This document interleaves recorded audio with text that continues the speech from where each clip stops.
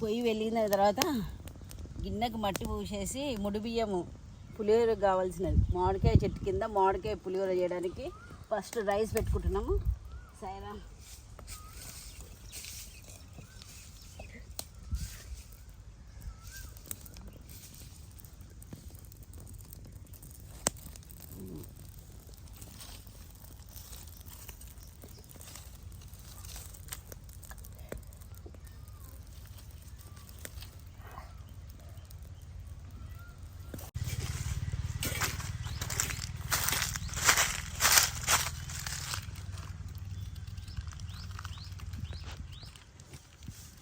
పులిహోర చెప్పాను కదా, ఈ చెట్టు మామిడికాయలు ఇవి తురుముకోవాలన్నమాట, తెచ్చుకోవాలి అన్నీ మనకి ఏమేమి కావాలో ఇంట్లో నుంచి సామాన్ అంతా మర్చిపోకుండా తెచ్చుకుంటే చాలా మంచిదన్నమాట. ఖచ్చితంగా ఏ ఐటెం మిస్ అవ్వద్దు.